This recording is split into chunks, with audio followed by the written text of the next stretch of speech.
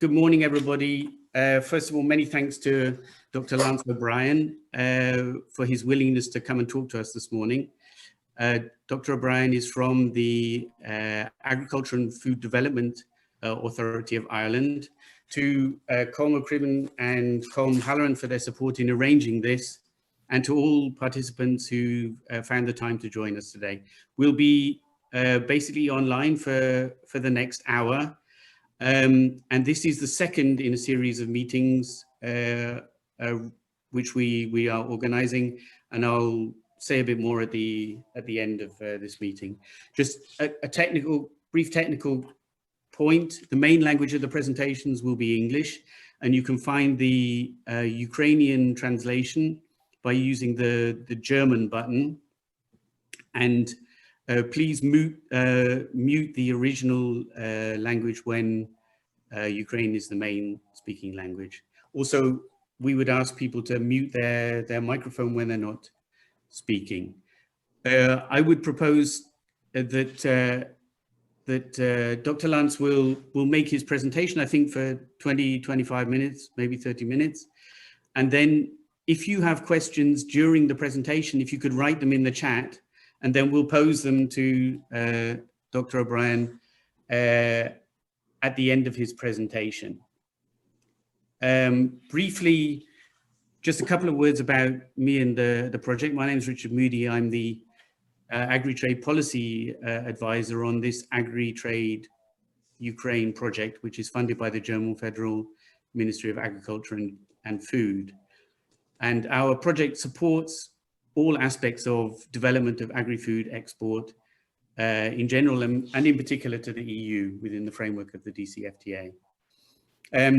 We are, in this particular activity, we're looking at ways to support the development of agri-food exports, both looking at state and non-state.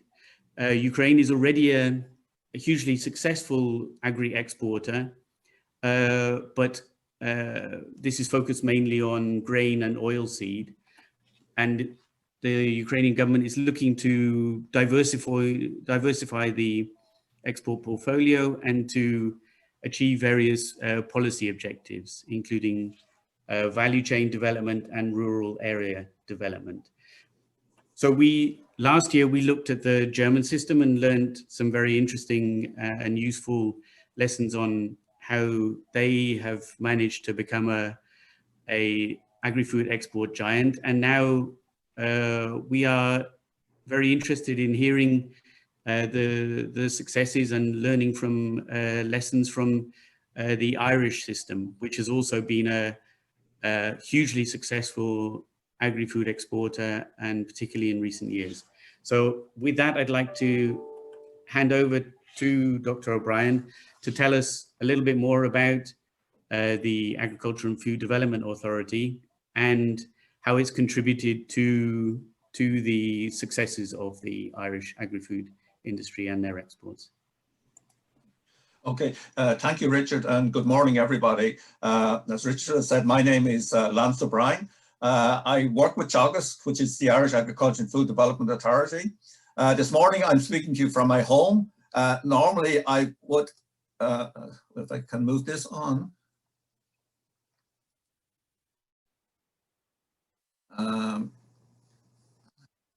It's not moving.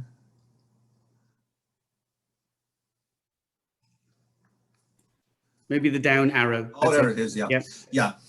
So I was saying, normally I'd love to meet all of you. This is our head office, which is in a place called Oak Park in Carlow, which is in the eastern part of Ireland, and it's the tillage part of the country. Unfortunately, because of the current situation, you're not able to visit us in person, so we have to resort to technology. But let's hope someday I will meet all of you here in our head office in Ireland. Absolutely. Before moving on to talk specifically about Teagasc, just a little brief introduction about the Irish agricultural and food sector. I just minimize that. Yeah, Ireland, compared to Ukraine, Ireland is a very, very small country. We have an area of less than 69,000 square kilometers. And agricultural land is the predominant land use. Over 70% of that land is devoted to agricultural use. Our forest area is very, very small, only about 11%. It is growing, and we have a reforestation policy in place at the moment, but right now it's quite a small area of land.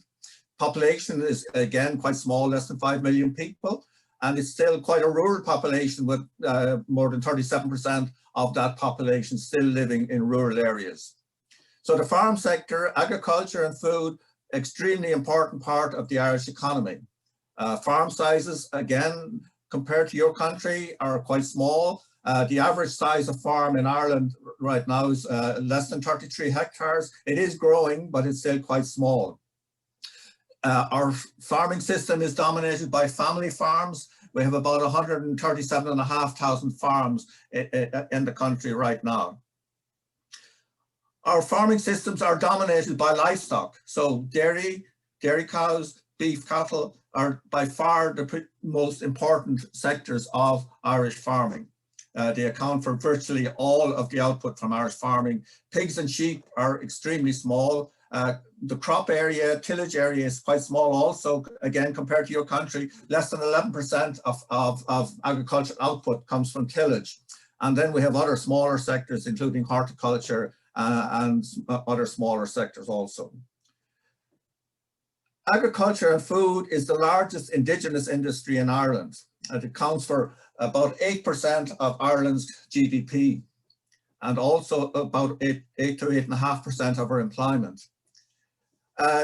Because we have such a high level of output of agricultural produce, with a very small population of less than 5 million, over 85% of the food we produce is exported. And those exports account for almost 11% of Ireland's total exports. So when you look at all of the exports from Ireland covering pharmaceuticals, ICT, services, we have a wide range of exports, but agriculture, accounts for 11%, so extremely important. And the value last year of those exports was 13 billion euro. The EU markets, if they exclude the UK from the EU for the moment, our main export destination is the EU. So 35% of our food exports go to other EU countries. 34% go to the UK, and the rest to nearly 180 countries right around the world, from Asia, North America, South America, Africa, right around the world. Traditionally, Ireland sent most of its food to Britain, to the UK. At one time, nearly 90% of our food exports went to the UK. Over the years, particularly since we joined the European Union, that dependence on the UK market has reduced considerably. And right now, as you're aware, because of Brexit and the departure of the UK from the European Union, it's more important than ever that we lessen our dependence on the UK market. So part of our food policy at the moment and part of our export policy is to look for new markets around the world to lessen still further our dependence on the UK market, traditional dependence on the UK market. As I've said, livestock is the principal agricultural sector in Ireland, particularly dairy and beef. And it's based on grassland.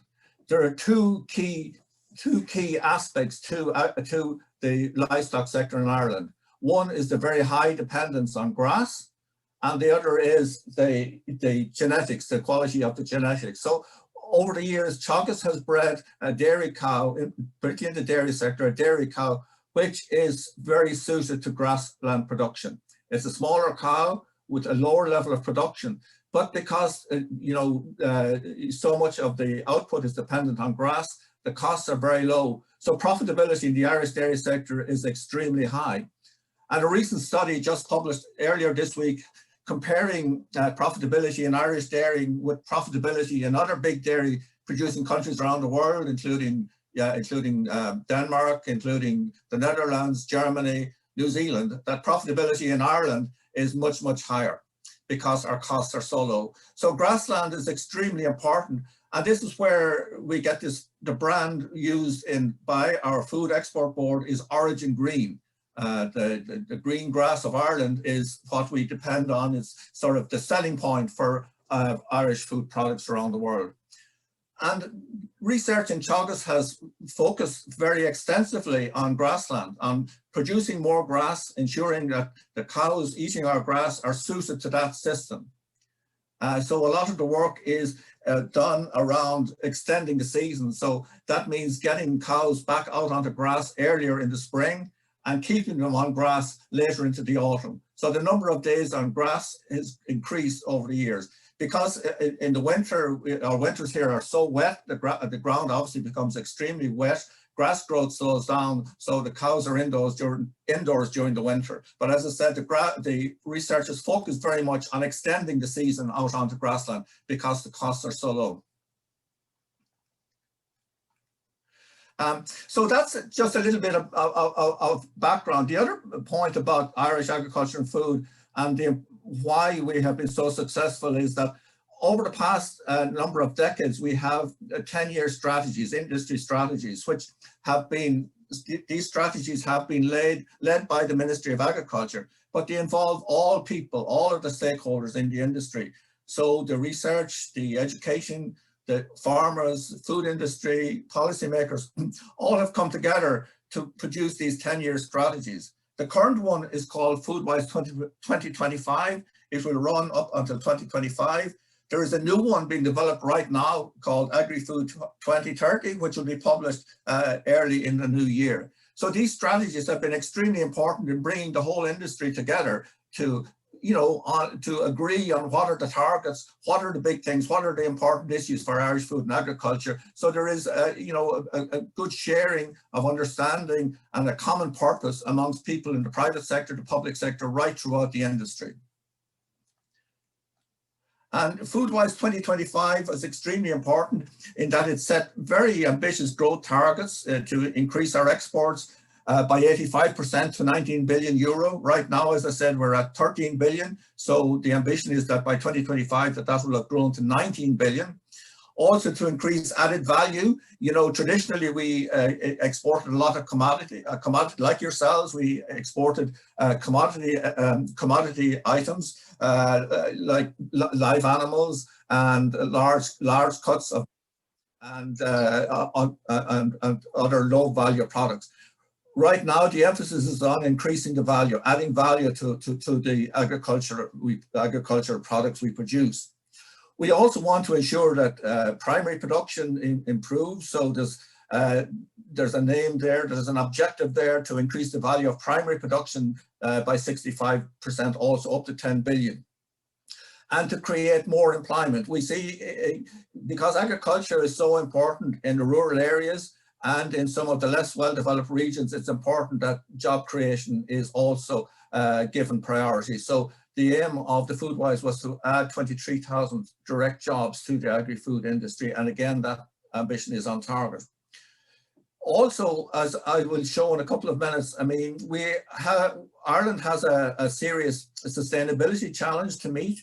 And so the Foodwise 2025, for the first time ever, sort of identified sustainability and competitiveness as being equal objectives. That it was important not just to ensure we became more competitive on export markets, but to ensure that we were sustainable in the way we went about achieving that growth. As I said to you, Ireland has serious challenges. It has challenges around climate change and it has challenges around water. Agriculture is the single biggest contributor to greenhouse gas emissions in Ireland. Agriculture accounts for 1/3, 33% of greenhouse gas emissions. And if you compare that to the average for the European Union, which is 9%, so you can see that Irish agriculture is by far the most significant contributor at European level to greenhouse gas emissions. In Ireland, the next highest emitter is transport at 19.8%, so agriculture is way ahead. In addition to that, ammonia emissions from agriculture as well, from our livestock production systems, accounts for nearly 100% of ammonia emissions in Ireland. So so you can see from that in terms of emissions, greenhouse gases and ammonia, our agriculture sector is making a huge contribution. And so that presents very huge challenges. You're aware that the European Union has set targets for greenhouse gases and ammonia emissions. Also in Ireland, a new climate change policy has just been introduced now by our new government. The Green Party are an important part of that government. So they are introducing and they're insisting on, that we have to seriously reduce these emissions. And so the new climate change policy in Ireland sets very challenging targets for greenhouse gas emissions. And Teagasc will have a very important role to play in ensuring that we meet those targets. In addition, because agriculture, dominates land use in Ireland, agriculture also contributes in a huge way. You can see from this chart here, agriculture contributes enormously to water quality problems in Ireland, whether it's groundwater, rivers and streams, lakes, and also estuaries. Agriculture and runoff from agriculture, excess nutrients from agriculture, they contribute in a huge way to the problems we have. Again, on this, Teagasc now has a number of large programs addressing the quality of water in Ireland, and we're investing hugely now in ensuring that agriculture reduces its contribution to water quality problems. So with that background now, let me come on to, so you've seen the good and the bad of Irish agriculture in those couple of slides, that's a very important part of the Irish economy. It's a huge part of our exports, huge part of employment, particularly in rural areas, and dominated by livestock. But that, that sheer volume of livestock and livestock production is contributing to problems with emissions and in water. So Teagasc, we have now a huge role in terms of addressing those problems. So Teagasc, what is it? It's pronounced Teagasc, and it means instruction or knowledge or learning. So it's a Gaelic word and it means instruction. The official English translation is the Irish Agriculture and Food Development Authority. So in our organization, we have an integrated organization. We're responsible not only for research, but also for the advisory or extension service, and also for agricultural education. So in the one organization, in Ireland, we're very unique in that we have the three services of research, extension, and education in the one organization. Normally around the world, you find that these functions are found in different organizations, but we're different. And I'll show you the benefit of that later on. Our annual budget is about 180 million, and we have 1,200 staff. We get our income mainly by way of a state grant directly from the Ministry of Agriculture. About 70% or a little under 70% of our income comes directly by way of a grant from the Ministry of Agriculture each year. The balance of 30% we earn ourselves. We earn it from farm receipts from our farming operations. We also charge for the advisory service we provide to farmers. We don't charge the full 100% cost of providing the service. We charge about 50% of the cost, so we recover about 50% of the cost. We also recover about 50% of the cost of providing education. The rest of the 30% we get from competitive research grants, so we compete for research funding in the European Union through the framework program. I'm sure you're aware of the European Union framework program, so we compete very successfully for that. There are also competitive research grants in Ireland. We compete for those. We also provide a lot of services to industry, to the food industry, and to other industries. And again, we generate income through those services. So that's the makeup. As I said, this is a map of Ireland, and you will see that Teagasc has a footprint right around Ireland. So we have, right around the country, we have 51 advisory offices. So these are spread right around the country. And in those offices are advisors or extension specialists who deal directly with farmers, and I'll explain that a little bit later. Our education service is provided from 7 colleges. 4 of those colleges are owned and run by Teagasc, and 3 are private colleges which provide Teagasc courses. We also have 7 research centres spread right around the country as well. Our mission is to support science-based innovation in the agri-food sector and wider bioeconomy, so as to underpin profitability, competitiveness and sustainability. So we're about profitability. We're also about ensuring that the Irish food industry is competitive globally, because we're dependent on exports. We have to be competitive. But sustainability now is equally important, that, you know, the markets we depend on, we're not selling into low cost markets, we're selling into sort of the premium food markets.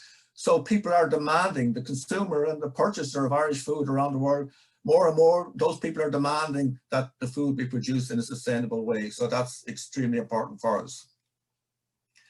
This is just our organization chart. At the top, we have a board or an authority, and that's an 11-member authority. 9 of those members are appointed directly by, 8 of those members are appointed directly by the minister, including the chairman, and the other members of the authority are nominated by different organizations, including farmer organizations. We have a director then based in our head office. We have 3 directorates then. We have research, we have knowledge transfer, which deals with the advisory and education program, and an operations directorate, which is our head office, where dealing with human resources, finance, ICT, and corporate functions. So in research, we have 4 programs, and this will give you an idea of, you know, the extent of our research program. We have a food processing program. We have a program dealing with, obviously, with animal and grassland, which I've mentioned already.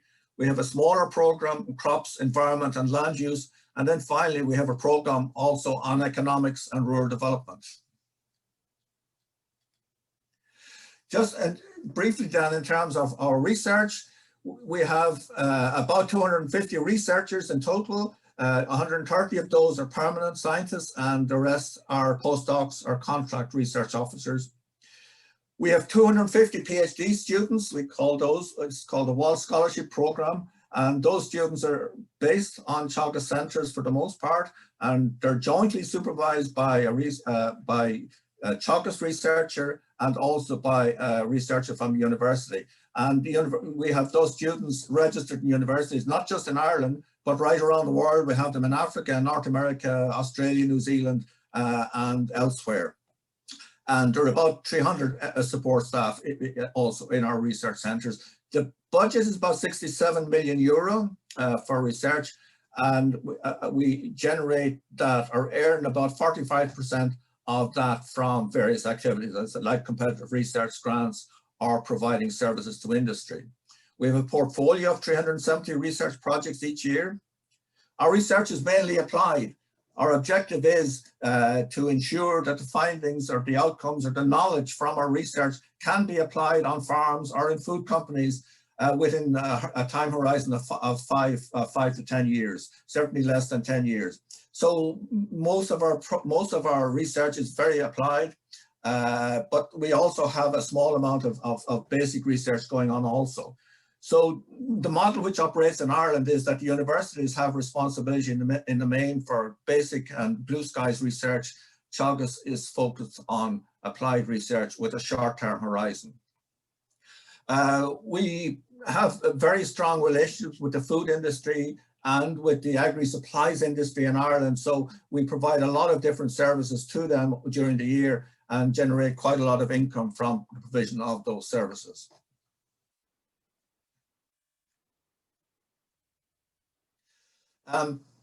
So in effect, our research activity goes all of the way from farm, from the soil to the gut. We have strong programs on soil, on grassland, on food processing, and then on the impact of food on human health, right through to the gut. So we have a very sort of a program of research that stretches all the way from the basic soil that is so important to production to the food consumer and to the impact of Irish food and food consumption on human health.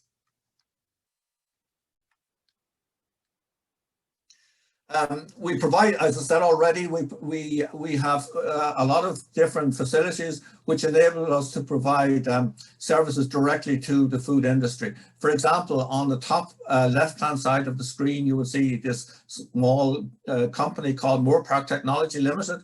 Moorpark Technology Limited is 52% owned by Teagasc, and the remainder is owned by the food industry.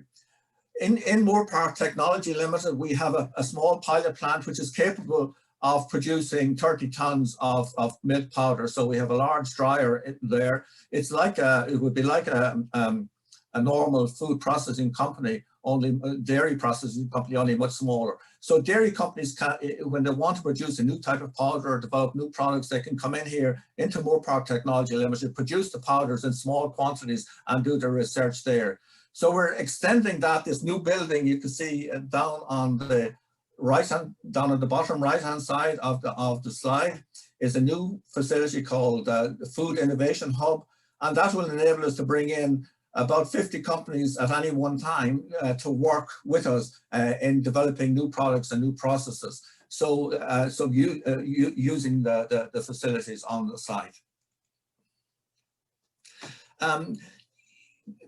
We also help we contribute directly to policy. Obviously, we have a very large role in policy and policy making and policy development in Ireland, and also in supporting our exports. So Board Bia, which is up there at the top, help Board Bia. Board Bia, that's a Gaelic word also. It means food board, and Board Bia is responsible for marketing Irish food abroad. So this is the organization that is responsible for finding new markets and maintaining existing markets. So we support Board Bia in their marketing of Irish food abroad with our research.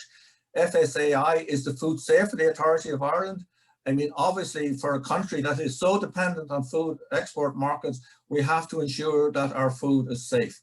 So food safety is a huge priority importance in terms of Irish food production, Irish food processing. Again, we support the Food Safety Authority in their work in helping to market Irish products based on their sustainability and their safety.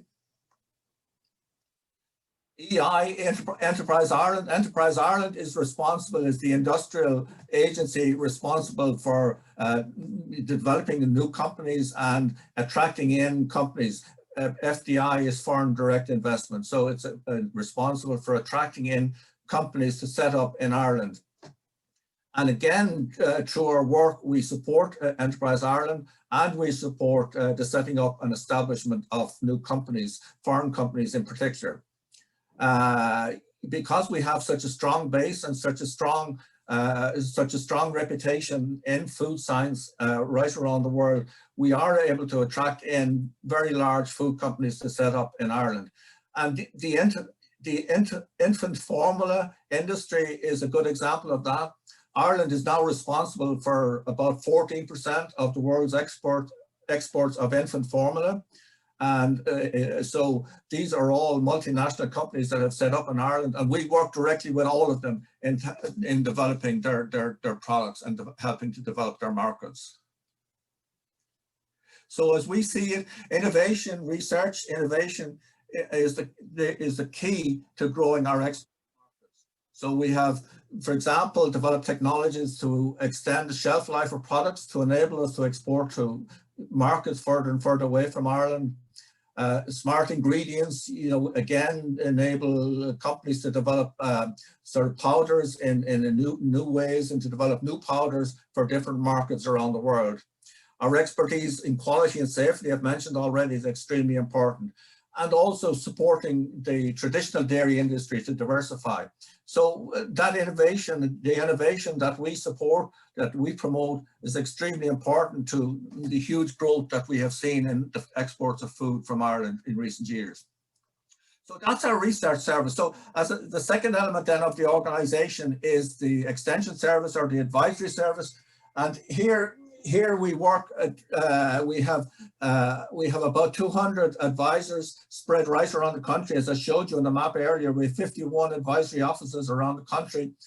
And the advisors, our extension specialists in those offices, work directly with 80,000 farmers each year. The service is obviously targeted at the dry stock sector, at tillage farmers. For the most part, it is about it's developmental in nature, but also as an EU member, there are a lot of different policies and a lot of policy schemes, a lot of different schemes which originate in the European Union. So we support the implementation of those schemes also. So the aim of the advisory service is to transfer the knowledge, the information, the technologies which have been developed by research.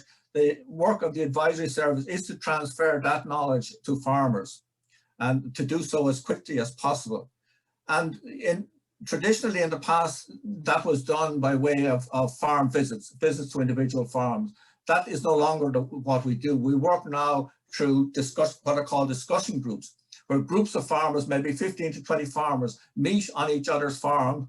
The extension specialist is a facilitator, so the group discusses particular issues at different times of the year. So the technology transfer and the knowledge and the information is built up in the group through this discussion and through the facilitation of the advisor.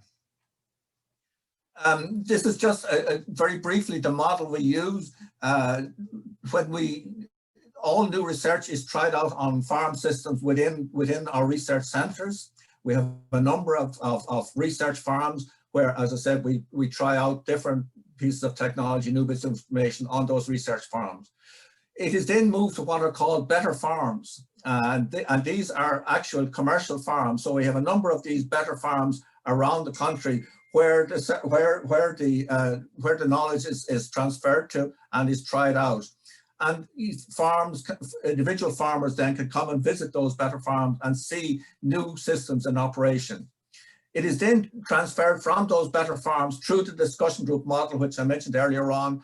We have 14,000 farmers involved in those discussion groups. And it then eventually out to 45,000 farm clients who are clients of Teagasc. And the ultimate aim then is to get as much of that information as possible out to the 140 or so thousand farmers we have in Ireland.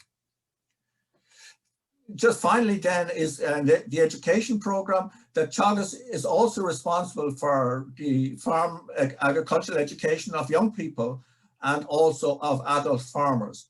So each year about 1,000 school leavers come into our colleges. You've seen previously in my previous slide with the map that we have 7 agricultural colleges spread around the country. So those students come into those colleges, they spend 2 years there and they leave with a certificate.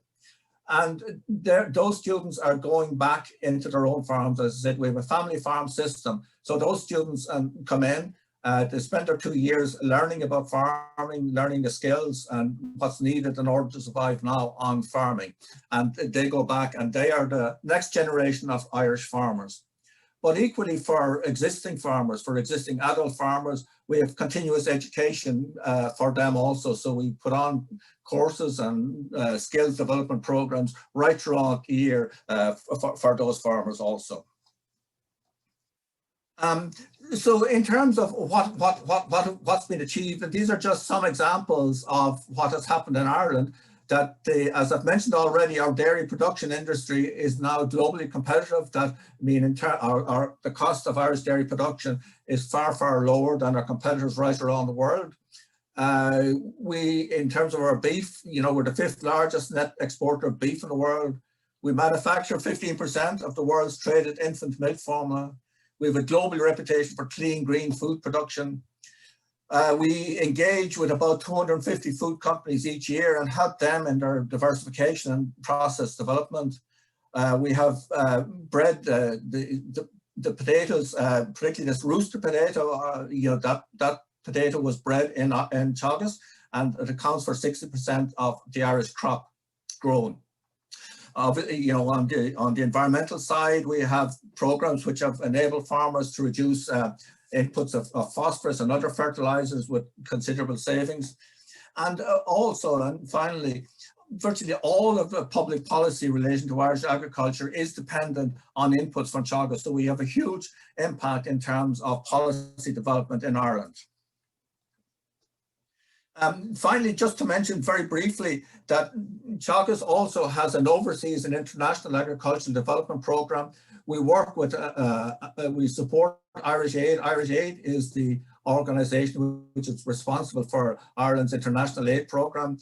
Irish Aid work with 9 priority countries, mainly in Africa, and we support Irish Aid in a number of those countries. So we have projects going in Mozambique, in Kenya, Ethiopia, Eritrea, and also Vietnam.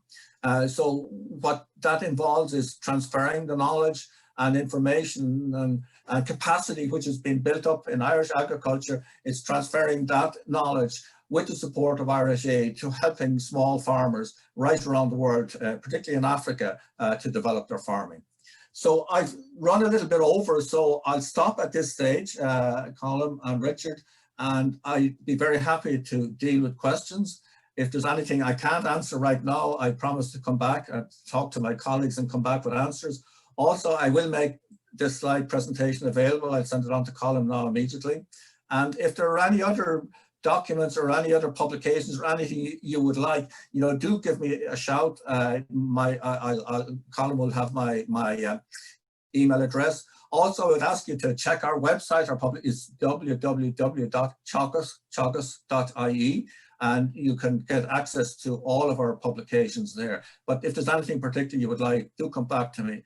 And I do hope at some stage, as I said at the outset, that I will meet some, if not all of you in Ireland at some stage in the future. So thank you very much for your listening, and hopefully all of that made sense, or some of it made sense to you. So thank you very much, Lance, for that excellent presentation. It's very kind of you to agree to share your presentation with us.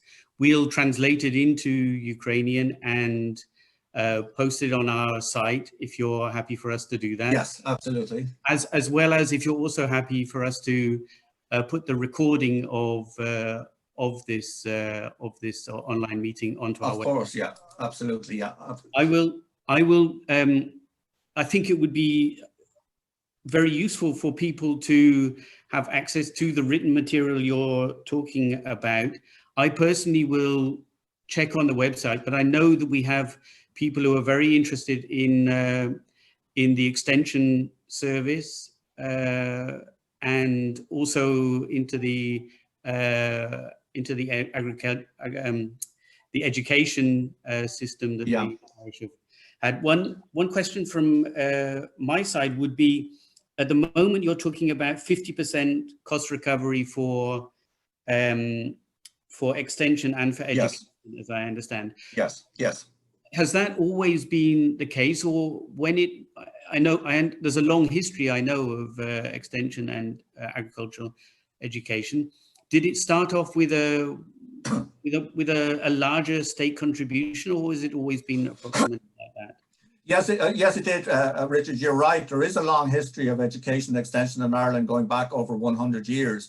Traditionally, it was provided free by the state. No charges. It was only charges were introduced about 25 years ago. Yeah. And initially they were quite modest.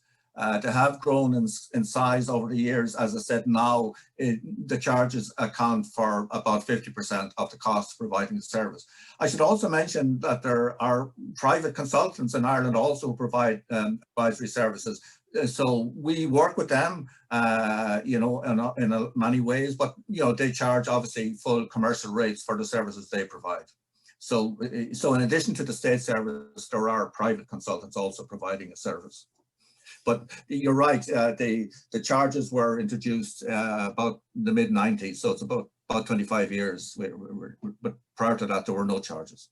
Okay, we have a question from Anastasia Normatova. Can you see the question? She says, is it for each service or it depends on the service? What percentage is free and paid?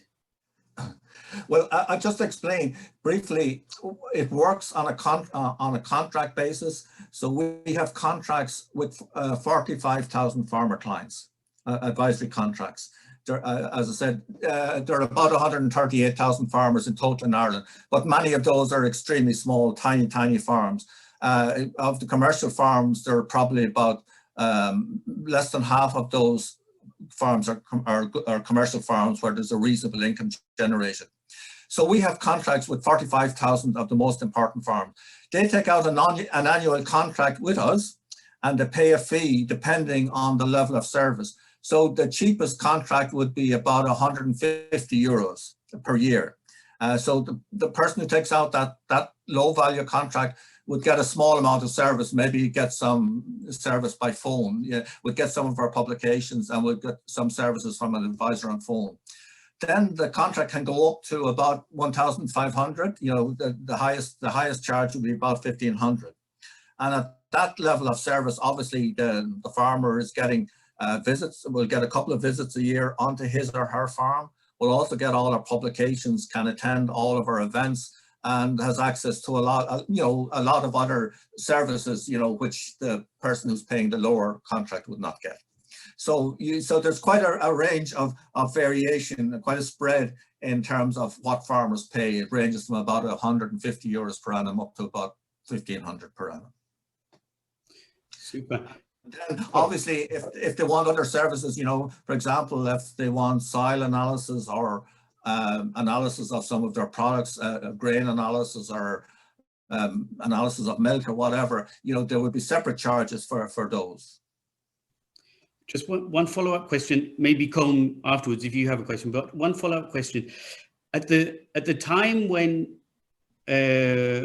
many countries, including United Kingdom, was privatizing these services, how did you in Ireland manage to retain those services, and how instrumental do you think, particularly extension and education and R&D as well, how instrumental have they been in the successes that Ireland has enjoyed over recent years? Well, I suppose a couple of things. Agriculture, unlike in the UK, agriculture is still a huge part of the Irish economy. Right now, even though Ireland is, has moved on a lot and it has a strong industrial base now, agriculture still accounts for 8% of GDP and 8% of employment. And that employment is mainly in rural areas and, in the western poorer parts of the country. So agriculture is still extremely important. Mm-hmm. It's extremely important. And the farming industry has been very good at lobbying. They're very, very well organized. Mm-hmm. Two big farming organizations, the Irish Farmers Association and the Irish Creamery Milks, I think ICMSA, Irish Creamery Milk Suppliers Association. They're extremely well organized. They're very astute politically. So they have been able to their support has been extremely important in ensuring that those services were maintained. They see those supports, the extension, the education, and the research provided by the state has been extremely important parts, contributors to the growth and success of Irish farming. So they have lobbied strongly. But equally, I think the success, the services have worked very well over the years. They have become more sort of self-sustaining over the years also. So politically, as well, at political level, at civil service level, there has always been very strong support as well for these services, for the maintenance of these services. Obviously, there have been discussions over the years about breaking them up and privatizing some of them, but it never really happened. So, and I think the government right now are happy, that particularly with research, they're putting more and more money into research, not just agriculture research, but research into other sectors of the economy as well. Research and innovation are seen as extremely important for Ireland, right in every sector of the economy. And they're prepared to continue putting that money in. And I think they're happy, to see that the advisory service is charging farmers a certain amount. I think they're happy right now that farmers do contribute substantially to the cost of providing the service. And they're also happy that Teagasc doesn't compete directly with the private sector, that our advisory service for the most part will be focusing on public good objectives, so sustainability, promotion of policies and things like that. So those sort of services are, you can view them as public good activities, which the state will want to support. So I presume, Richard, to answer your question in short, why have they survived in Ireland? They survived because agriculture is still an important industry in Ireland. The government recognizes its importance. And there's been a very strong lobbying right, down the years from the farming industry itself. Okay. Maybe could you also just explain how that has also been linked to rural development policy? So I guess that you also have a large input into rural development. Is it? Yes. Is it included in the agricultural? Do you have a agricultural and rural development? Are they viewed together, and therefore all Yes. of them contribute to Yes, both yes. the parallel? Yes. Yeah. We have on the research side, I mentioned that we had 4 big programs. We had food, we had livestock and grassland, we have crops and environment, and then our final program was in economics and rural development. Mm. In the west of Ireland, one of our research centres is there. We have a very strong research program on economics and rural development. And also our advisory service, we have a rural development specialist. So in addition to having agricultural graduates involved in advice and extension, we also have rural development specialists. So they work with farmers and they work with rural people. It's not just farmers, with rural society and rural people, rural communities in terms of development activities also. And equally on education, a big part of our education program also, both with existing farmers and with new entrants into farming, would be on rural development activities. So we'd be looking at alternative enterprises. You know, how do we diversify away from you know, particularly beef? I mean, you know, we still have a very big beef sector in Ireland. You'd have seen that from our figures. But there's no profitability in beef. I mean, beef farmers in Ireland do not make money from beef. They don't make their livelihood from beef. Mm-hmm. They're dependent on the subsidy from Brussels, on the EU subsidy.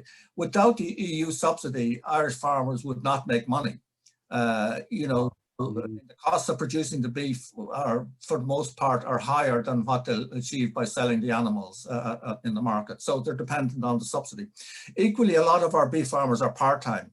I mean, there's a small number of full-time beef farmers, but the vast majority of them are part-time. They're mainly found in the west of Ireland, in the poorer areas, wetter areas. The dairy production is mainly in the south, and part of the north and part of the east. So it's on the better land and on bigger farms. And dairying is very profitable. I mean, Irish dairy farmers, you know, if you know, the average size of herd now is about over 80 cows. And many farms have much bigger size, but it's extremely profitable. And any family farm with 100 cows will make a very good income each year. In beef, you'll make no money. So we have to look at other alternatives. So mushroom, for example, the mushroom industry, the mushroom sector has grown really strongly in Ireland over the past 30 years based on research which was carried out in Teagasc. So Ireland exports a huge volume of mushrooms to the UK in particular and also elsewhere in Europe. So we're all, obviously forestry is now becoming extremely important. There are grants for reforestation. Other enterprises as well are being started up in farms and by rural communities, small food production, tourism, agri-tourism. So there's a lot of different alternative enterprises which Teagasc advisors and our researchers work on with rural communities in order to try and diversify economic activity in some of the poorer rural areas in particular. Super. I'm aware that you have to leave quite soon. Colin, would you like to ask something or make a comment? You have to turn your mic on.